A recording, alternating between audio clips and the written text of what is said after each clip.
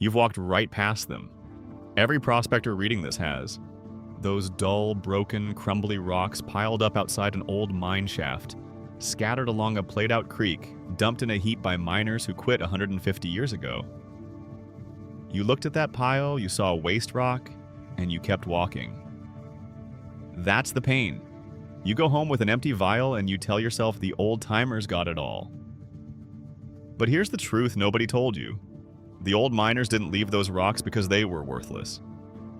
They left them because those rocks didn't fit what they were looking for that day, or their tools couldn't crack them open, or the gold inside was locked up in a form they couldn't see. Gold isn't rare. Knowing how to read the ground is rare. So, in the next 20-odd minutes, I'm going to show you 7 kinds of rock the old miners abandoned that are still loaded with gold today. I'll tell you exactly what each one looks like, why the gold is still in there, where to find these piles, the simple field checks you can do with a hammer and a magnet, and roughly what the good ones are worth. And that 7th rock, the last one on the list, it's the one almost nobody recognizes, and it might be the richest of them all. So, stay to the end. Quick question before we go deep, and I really want you to answer this one. Have you ever stood in front of an old mine dump or a tailings pile and just felt like the gold was gone? Tell me in the comments how many years you've been chasing color. Now, before I show you a single rock, you need to understand why any of this works. Because if you don't get the mechanism, you'll keep walking past fortunes. Here's the plain truth. The old miners, especially the ones working from the 1899 rush-up through the early 1900s, were chasing the easy gold. Free gold. Bright yellow metal they could see with their eyes, pan out of gravel, or catch on a mercury-coated copper plate. If gold wasn't visible or easily caught, they threw the rock on the pile and moved on. They didn't have the crushers, the chemistry, or the fine recovery equipment we have today. So they left behind 2 huge categories of gold. First, gold that was locked inside the rock, too fine or too bound up in other minerals for their eyes and their tools. Second, gold they simply broke loose while digging and let fall into the waste without ever knowing it was there. Those old dumps, those tailings, those broken host rocks are not empty. They're a second chance nobody's cashed in. And once you can read them, an ordinary afternoon at an old mine site turns into real gold. Let me show you the first one. The first rock is what geologists call Gossan, and most people have never heard the word, which is exactly why they trample it. Gossan is the rusty, spongy, honeycombed cap that sits on top of a mineral deposit. It's usually a deep reddish brown, sometimes orange, sometimes almost blood-colored, and it's full of little empty holes and boxwork, like a hard sponge turned to stone. You'll see it capping a hillside or piled at an old shaft where miners dug straight through it to get to the good stuff below. Here's why it holds gold. When a sulfide deposit sits near the surface for thousands of years, rainwater and oxygen dissolve the iron and sulfur minerals and leach them away, leaving that rusty honeycomb behind.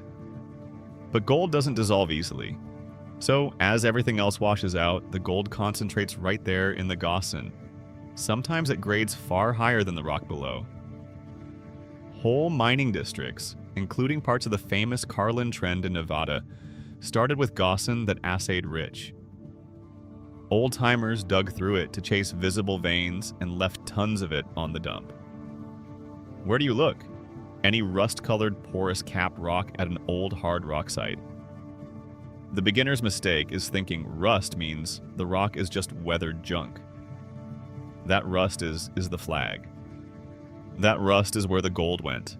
And that ties right into the next rock because color is about to fool you in the opposite direction.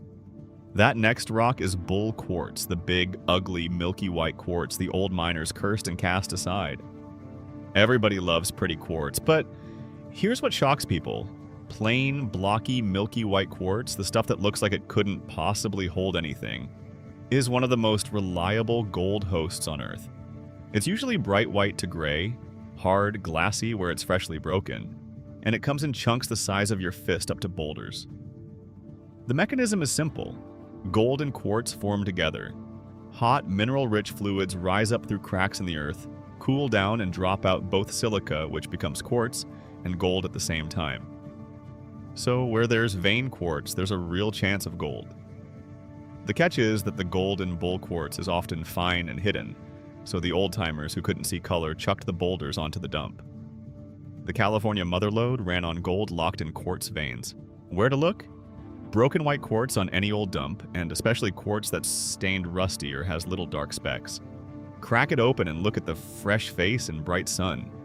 The beginner's mistake is only keeping the pretty stuff and rejecting the big dull chunks. Those dull chunks are where the mass is. Quick pause here because this is the part that changes seasons. Everything I just walked you through, Gossan, bull quartz, how to read a dump, and dozens more field tricks like it, is inside the Gold Prospectors Bible 2026 edition. 50 field-tested tricks to stop getting skunked. And right now it comes with a 30-day skunk-proof roadmap completely free. A step-by-step 4-week plan to pick your ground, test smarter, and finally find your first real color. Links in the description. QR codes right there on your screen. This is the season you stop guessing where the gold is and start knowing. Now let's get back to the rocks. The third rock is sulfide ore, and this is where the old miners lost the most gold of all. Sulfides are heavy, metallic-looking rocks, often brassy, silvery, or blackish, with a shine like polished metal. The most common one is iron pyrite, and I'll come back to pyrite because it's also the great impostor. But real sulfide ore, the arsenopyrite, the pyrite, the galena in a gold district, often carries gold locked invisibly inside its crystal structure. You can't see it, you can't pan it. The old-timers ran this ore over their mercury plates, and the gold went straight through because it was chemically bound up and wouldn't release. So they declared it worthless and dumped it. Entire districts in Nevada and Montana are built on this so-called invisible gold. At the Homestake Mine in South Dakota, one of the richest gold mines in American history, much of the gold was tied up in sulfides that took real processing to recover. Where do you look? The heavy metallic brassy pieces on old dumps that other prospectors skip because they know pyrite is fool's gold. The beginner's mistake is throwing every brassy rock away thinking it's all worthless pyrite. Some of that brassy rock is carrying the real thing right alongside the fake. And that brings us to the villain you have to learn to read. Because here's your 5-second field check for pyrite, the imposter that sent more prospectors home heartbroken than any rock on Earth. Real gold and fool's gold both shine yellow in the pan and both make grown men's hearts race. But they're nothing alike. Take the point of your knife or a steel pin and press it into the shiny piece. Real gold is soft. It'll dent, it'll gouge, it'll smear like a piece of lead. Pyrite is hard and brittle. It won't dent, it'll crack. And if you crush it, you get a black or greenish-black powder. Real gold crushes into more gold, tiny, bright flakes. Then look at the shape. Pyrite loves to form sharp cubes and geometric crystals with flat faces. Gold almost never does. It forms rounded, irregular, ropey shapes. And take it into the shade. Fool's gold goes dull and gray when the sun leaves it. Real gold glows just as warm in the shade as in the sun. Learn that check cold because pyrite is going to test you at every dump you visit. But remember what I just told you, the pyrite itself might be hiding real gold inside, so don't chuck it before you've thought about it. The fourth rock is banded ironstone and iron-rich schist, and this one runs deeper than most hobbyists ever realize. It's a dark, heavy rock, often with layers or bands running through it. Reddish black to gray, sometimes with a wavy, folded look where the earth squeezed it over millions of years. The reason it matters is that some of the oldest and richest gold on the planet is tied to iron formations. The mechanism is that ancient iron-rich seafloor sediments got buried, heated, and folded, and gold-bearing fluids moved through the folds and settled into the iron-rich layers, and Australia's Golden Mile at Kalgoorlie, one of the greatest gold fields ever found, sits in exactly this kind of rock, and it's produced tens of millions of ounces. In the United States, you'll find gold tied to iron formation and iron-rich schist across parts of the West in the old Appalachian Belt. Where do you look? Heavy, dark, banded, or layered rock on the dumps, especially where it's rusty along the seams. The beginner's mistake is assuming dark, plain, heavy rock is basalt or just barren country rock and never testing it. Heft is a clue.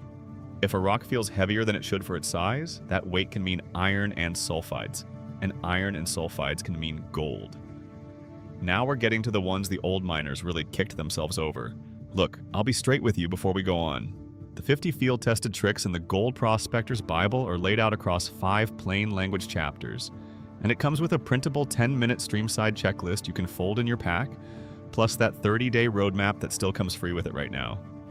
I honestly don't know how long that free gift stays in the bundle, so if you've been watching these videos thinking this could finally be your season, that's the move. Links in the description below, QR codes on your screen right now. Make this the year you find your first real color. Now the 5th rock. The 5th rock is black sand and heavy mineral concentrate. And here's the shock. This one isn't even a rock the miners meant to leave. It's the sludge they washed away. Black sand is fine, heavy, dark, magnetic grit, mostly magnetite and hematite, and it collects at the bottom of every sluice and every gold pan. The old-timers running long toms and sluices at scale let enormous amounts of fine gold escape with their tailings because fine gold rides along with black sand and the water carried it right over the riffles. The mechanism is weight. Gold is 19 times heavier than water and heavier than almost everything around it, so it settles with the black sand in the same low spots. Where do you look? The fine tailings ponds and the packed black sand layers below old placer operations. And in nature, the black sand streaks on the inside, bends of creeks and behind boulders. Run a magnet through it, pull out the magnetite, and pan what's left slow and careful.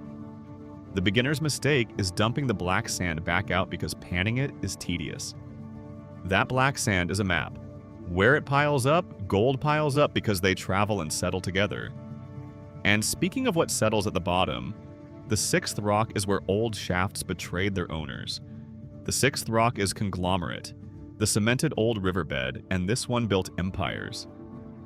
Conglomerate is a rock made of rounded pebbles and gravel all cemented together, so it looks like frozen concrete or a natural gravel bar turned to stone, gray to brown to reddish. Here's why it's loaded. It's an ancient placer. Millions of years ago, a river carried gold and dropped it into gravel. Then that gravel got buried, cemented, and hardened into solid rock. The gold is still in there, trapped between the pebbles, exactly where the old current left it.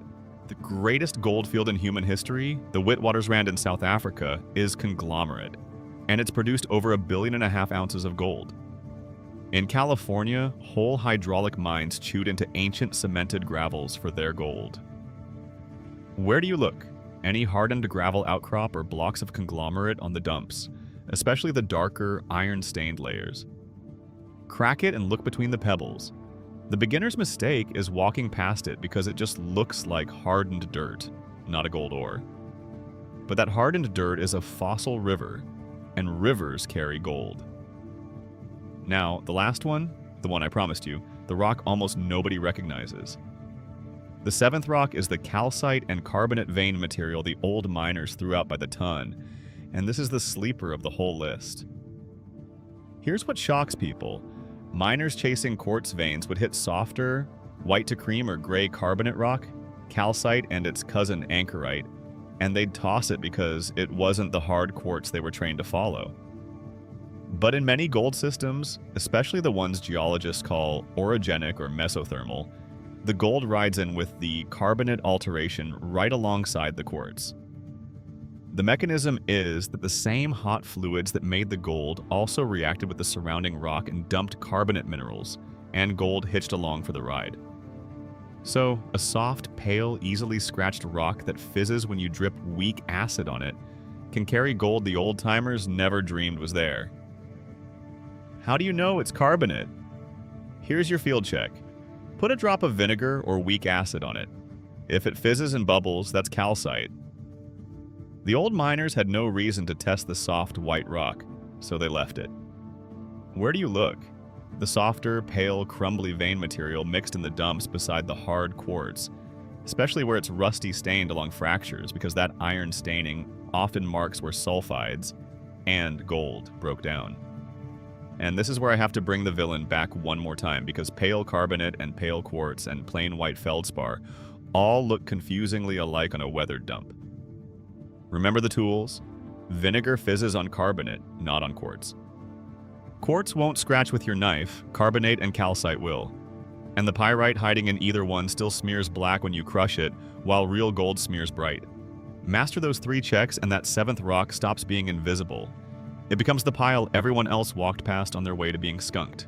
Let me tell you a true story that ties this all together. Back in the California gold country, there's a well-documented pattern that played out over and over, and one of the clearest examples is the 16-to-1 mine in Allegheny. Miners there in the early 1900s were chasing high-grade gold and quartz, and the district became legendary for pockets of gold so rich the quartz looked like it was veined with butter. But here's the lesson. Even in a mine famous for spectacular gold, the early operators left material behind that later crews with better eyes and better tools came back and pulled real gold out of. That's the whole point. And more broadly, across the West, entire modern mining operations today exist for one reason: to reprocess the tailings and dumps the old-timers left, because those piles still assay at grades worth chasing with today's methods.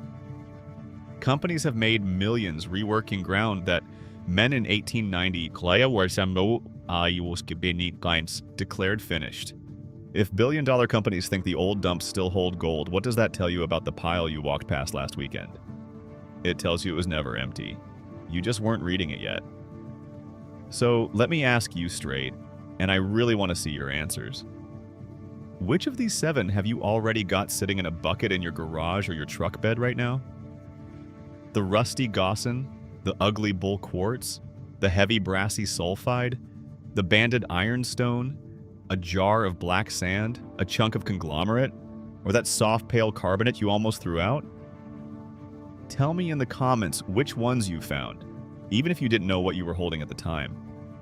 I read everyone, and I promise some of you are describing gold ore without realizing it.